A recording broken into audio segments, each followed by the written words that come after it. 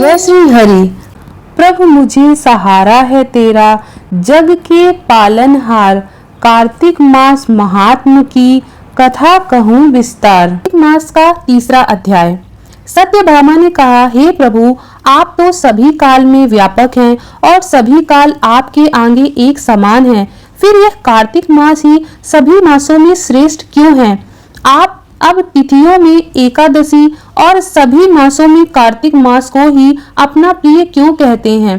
इसका कारण बताइए। भगवान श्री कृष्ण ने कहा, हे भामिनी, तुमने बहुत अच्छा प्रश्न किया है। मैं तुम्हें इसका उत्तर देता हूँ, ध्यान पूर्वक सुनो। इसी प्रकार एक बार महाराजा बेन के पुत्र राजा पृथु ने प्रश्न के उत्तर में देवर्षि नारद से प्रश्न किया था और जिसका उत्तर देते हुए नारद जी ने उसे कार्तिक मास की महिमा बताते हुए कहा, हे राजन, एक समय शंख नाम का एक राक्षस बहुत बलवान और अत्याचारी हो गया था। उसके अत्याचारों से तीनों लोकों में त्राहि त्राहि मच गई। उस शंखासुर ने स्वर्ग में निवास करने वाले देवताओं पर विजय प्राप्त कर इंद्रादि देवताओं एवं लोकपालों के अधिकारों को छीन लिया। उससे भयभीत होकर समस्त देवता अपने परिवार के सदस्यों के साथ सुमेरु पर्वत की गुफाओं में बहुत दिनों तक छिपे रहे।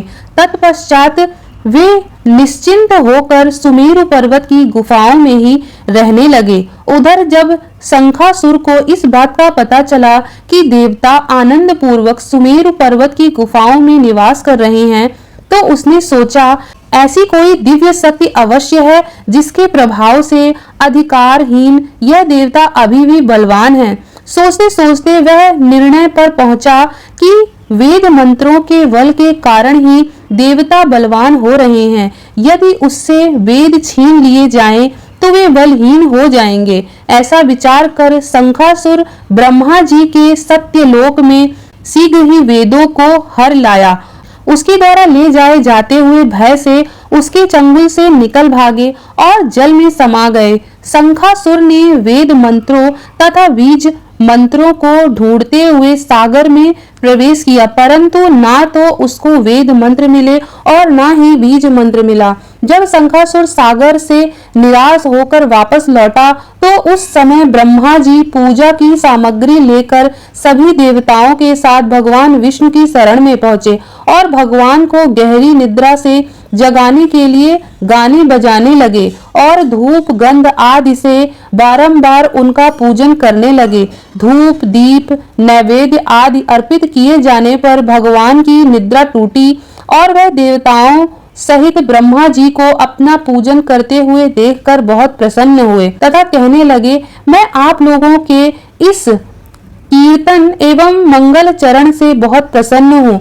आप अपना अभीष्ट वरदान मांगिए, मैं अवश्य प्रदान करूंगा। जो मनुष्य आश्विनी शुक्ल की एकादशी से देवोत्थान एकादशी तक ब्रह्म मुहूर्त में उठकर मेरी पूजा करेगा, उन्हें तुम्हारी ही भांति मेरे प्रसन्न होने के कारण सुख की प्राप्ति होगी। आप लोग जो पाद्य अर्घ्य आचरण और जल आदि सामग्री मेरे लिए लाए हैं, वे अनंत गुणों वाली होकर आपका कल्याण करेगी। शंखासुर द्वारा हरे गए संपूर्ण वेद जल में स्थित हैं। मैं सागर पुत्र शंखासुर का वध करके उन वेदों को अभी लाए देता हूँ। आज से मंत्र बीज और वेदों सहित मैं प्रतिवर्ष कार्तिक मास में जल में विश्राम किया करूंगा। अब मैं मत्स्य का रूप धारण करके जल में जाता हूँ। तुम सब देवता भी मुनीश्वरों सहित मेरे साथ जल में आओ।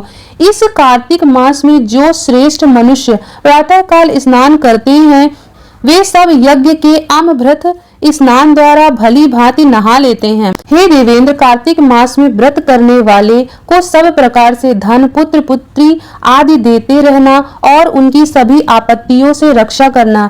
हे धनपति कुबेर, मेरी आज्ञा के अनुसार तुम उनके धन धान्य की वृद्धि करना, क्योंकि इस प्रकार का आचरण करने वाला मनुष्य मेरा रूप धारण करके जीव मुक्त हो जाता है। जो मनुष्य जन्म से लेकर मृत्यु पर्यंत विधि पूर्वक इस उत्तम व्रत को करता है, वह आप लोगों का भी पूजनीय है। कार्तिक शुक्ल पक्ष की एकादशी तिथि को तुम लोगों ने मुझे जगाया है, इसलिए यह तिथि मेरे लिए अत्यंत प्रीतिदायिनी और माननीय है।